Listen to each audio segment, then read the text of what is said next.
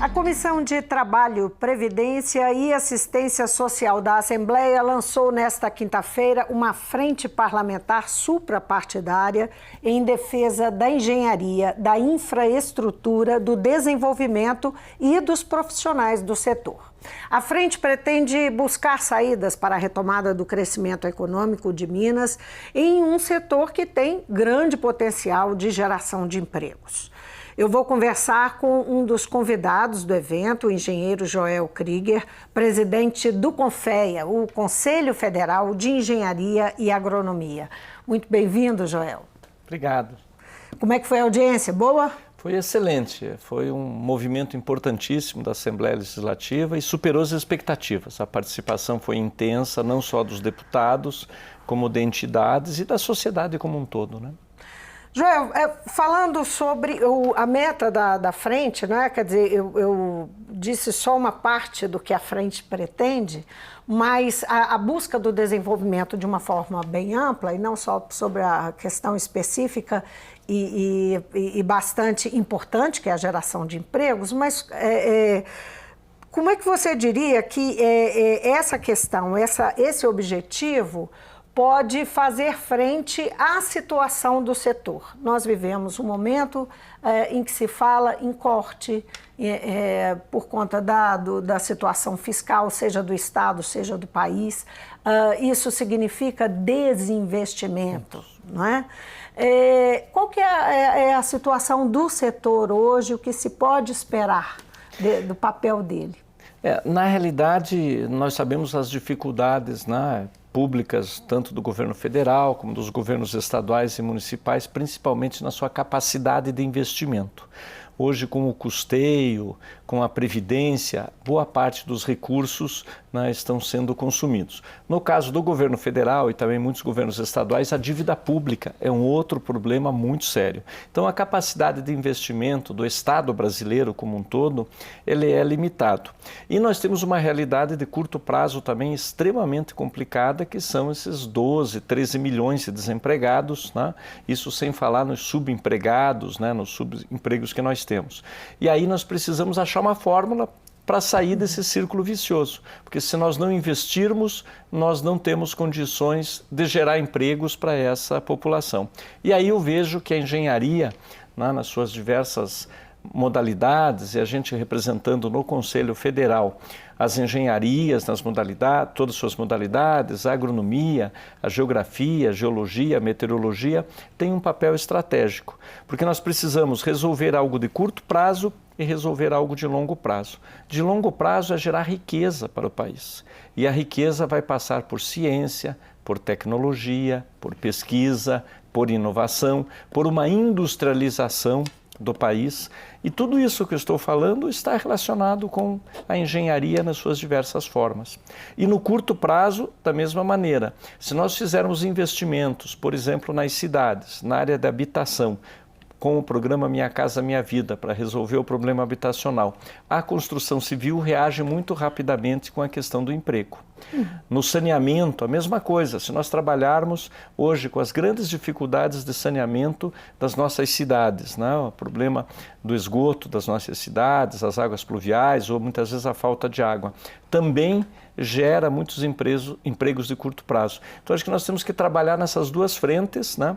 Mas sempre com o olhar de como conseguir recursos, né? Como resolver esse problema. Isso aí passa muito por mais que o Estado brasileiro como um todo e o governo do Estado, enfim, o governo federal estejam com grandes dificuldades, passa muito por decisão política. Dentro do setor, há algum tipo de mobilização, de interesse, de mobilização em torno de pressão por isso? Não é? O setor é movido a investimento? Nós temos, por exemplo, assim, alguns paradoxos. Nós temos a agricultura, a nossa agronomia é muito forte. Quem hoje faz o superávit da nossa balança de pagamentos, basicamente é o agronegócio, com as exportações das nossas commodities, principalmente, e com os minérios. Nós pegarmos os 10 produtos brasileiros de exportação mais importantes, são grãos, produtos agrícolas, ou são minérios. E agora, por onde que passa essa exportação? passa por ferrovia, passa por rodovia, passa por porto. Então, o investimento em infraestrutura é necessário, inclusive, para manter essa competitividade. Se nós não investirmos em infraestrutura, nós podemos produzir bem num estado, por exemplo, como Mato Grosso, como Goiás, mas não vamos conseguir colocar no mercado internacional esses produtos, porque eles não são do consumo interno, eles são produtos para exportação. Então, a gente vive esse dilema e temos que voltar a ter um círculo virtuoso, que tem investimentos em infraestrutura. E aí parte desse recurso pode ser público, o próprio governo tem que achar uma fórmula, né, para conseguir aumentar os investimentos, mas também tem vários setores que a iniciativa privada pode participar e pode participar bem na geração, né, de recursos para investimentos em infraestrutura. O senhor está falando dessas parcerias público-privadas? Todas as suas formas, pode ser uma parceria público-privada, pode ser uma concessão, né? Tem várias formas que o setor privado pode investir. E nós não precisamos pensar só em grandes concessões também. Nós podemos pensar, por exemplo, em cidades menores, e é uma concessão muitas vezes até municipal. O município pode fazer a concessão da sua rodoviária, por exemplo, sua estação rodoviária ser operada por uma empresa privada, porque não é uma atividade típica da cidade ou de um governo municipal cuidar, por exemplo, da manutenção, da operação de uma estação rodoviária. Isso perfeitamente pode estar no setor privado. O que talvez a gente precise deixar já muito claro é que quando a gente fala de engenharia, nós temos 4 pilares que sustentam a questão da engenharia. Nós temos o planejamento, nós temos daí o projeto, nós temos a execução e nós temos a manutenção dos nossos ativos, das nossas obras, né? Planejamento é uma atividade típica do Estado. O Estado brasileiro precisa fazer planejamento. Ele precisa dizer quais são os grandes investimentos no setor ferroviário, no setor rodoviário, ou no setor de saúde, ou no setor de educação, nas suas diversas áreas. Quando a gente fala projeto, aí a participação privada ela pode muito bem contribuir. Com a construção do projeto com base nesse planejamento. E aí entra a execução também e a manutenção, que pode muito bem ser feito ou por contratação do governo, e aí o modelo de contratação de obra pública, a lei de licitações é um outro instrumento muito importante que nós temos que atualizar e discutir, ou pode o próprio governo ele executar essas obras, esses investimentos. Ou a iniciativa privada, por concessões, por parcerias público-privada, ela colocar recurso e ela investir. Nós acabamos indo para essa discussão sobre não é como ter recursos, mas você fez uma referência importante à questão do trabalho da engenharia, que é desenvolvido, tem uma parcela dele a longo prazo que é desenvolvido dependente de ciência, tecnologia, pesquisa, não é? Nós estamos vivendo um momento que esses cortes que estão acontecendo, o teto de gastos impõe, o governo federal impõe uma limitação muito grande às universidades, onde está, a gente sabe, a base da pesquisa no Brasil, as universidades públicas federais. Como é que você vê esse risco, inclusive para o setor, para a engenharia? A questão da pesquisa, dos investimentos em pesquisa, o setor de formação de ciência, de tecnologia, ele é fundamental não só no curto, mas no médio e longo prazo. Nós não podemos partir de um pressuposto para resolver um problema de curto prazo, condenar as próximas gerações. Porque se nós não tivermos esse desenvolvimento tecnológico, a gente sempre vai estar defasados.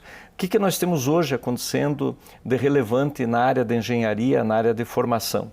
Na área da graduação, está sendo implementado, começou este ano a ser implementado, as novas diretrizes curriculares das engenharias, as DCNs, Diretrizes Curriculares Nacionais. E é um projeto muito interessante, porque essas novas DCNs estimulam os estudantes a viver uma realidade de mercado maior e trabalhar com empreendedorismo, para realmente estarem preparados para o futuro, porque as profissões estão mudando muito rapidamente. Se nós pegássemos há 30 anos atrás, 35 anos atrás, um estudante de engenharia, com o conhecimento que ele tinha adquirido ao longo dos 5 anos, ele poderia trabalhar uma vida inteira. Hoje, o conhecimento que o estudante adquire nos seus 5 anos de graduação provavelmente não vai ser suficiente nem para o primeiro ano do exercício profissional dele.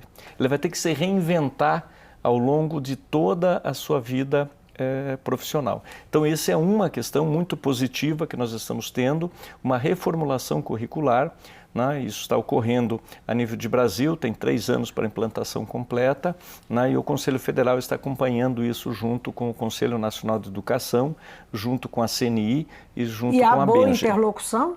É boa interlocução, o trabalho está sendo muito positivo, muito propositivo, isso está caminhando bem.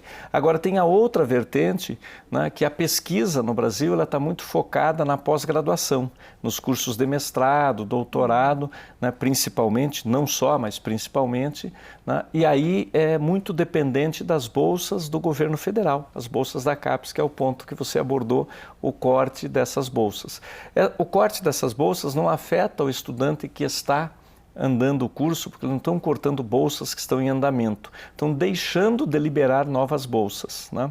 E aí, eu diria assim, é inadequado quando você vê alguma matéria sobre isso e diz, está se economizando, porque você economizar em ciência, em tecnologia, em pesquisa, isso pode não refletir no curto prazo, mas no médio e longo prazo nós podemos estar condenando gerações e condenando o desenvolvimento tecnológico do país. Nós sempre vamos estar, talvez, com uma tecnologia defasada. E principalmente agora que nós estamos falando fortemente, e eu trago uma outra variável aqui, abertura para mercados internacionais. Se nós estamos fazendo um acordo de cooperação, esse do Mercosul com a União Europeia que foi anunciado, né? Isso vai facilitar a nossa entrada no mercado europeu. Isso é ótimo para nós, mas a recíproca é verdadeira. O mercado europeu vai entrar aqui no Brasil. E se nós não tivermos uma indústria adaptada, uma indústria de alta performance, nós vamos perder espaço. Vamos estar condenados indefinidamente a vender commodities. A vender commodities, né? E vender commodities, o próprio preço é regulado pelo mercado internacional, não é o custo real de produção, né? Agora, voltando sobre a questão de investimento, enfim, especificamente no setor, né, para fazer o setor andar. A frente, ela fala em metas, e quando fala em metas, fala em propor projetos de lei e políticas públicas e tentar viabilizar essa retomada de centenas de obras paradas em todo o Estado.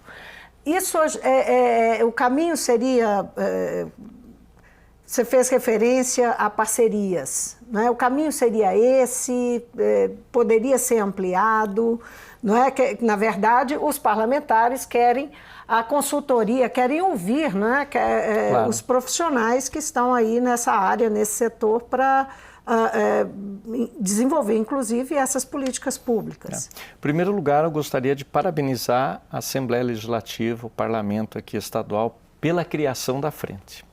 Eu vejo que é estratégico nós discutirmos as questões da engenharia dentro do parlamento. Hoje, um dos deputados, na sua fala, não vou recordar agora qual, que fez a seguinte referência, que eu vou reproduzir, mas eu estou copiando da fala de um deputado. Ele disse que, tradicionalmente, nós falamos de saúde, de educação e de segurança pública. Quando chega qualquer processo eleitoral, o foco acaba sendo saúde, educação e segurança pública. Até porque a população pauta, né? A população pauta.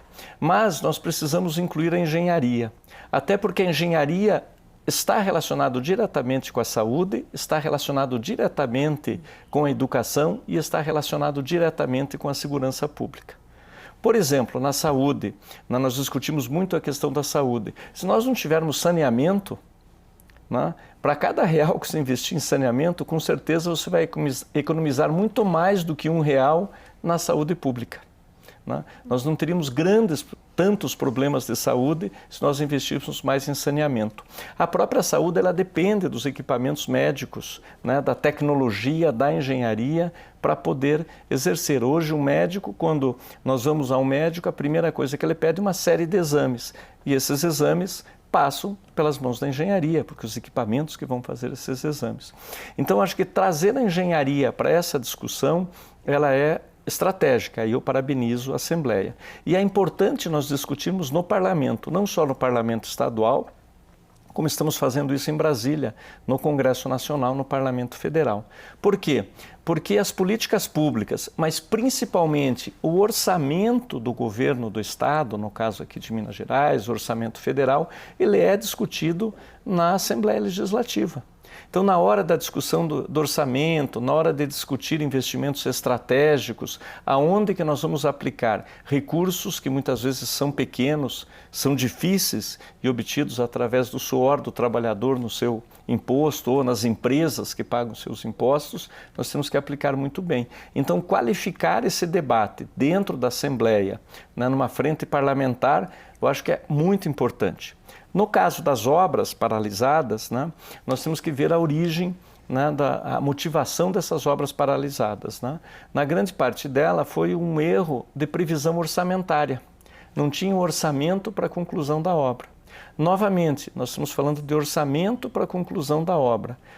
Qualquer peça orçamentária, a origem é o executivo, mas quem aprova é o legislativo. Então, essa integração, para você fazer essa retomada também e viabilizar recursos, é fundamental. Se nós não temos recurso para todas as obras, temos que definir algumas prioridades. Quais as obras que vão dar o melhor resultado no curto espaço de tempo.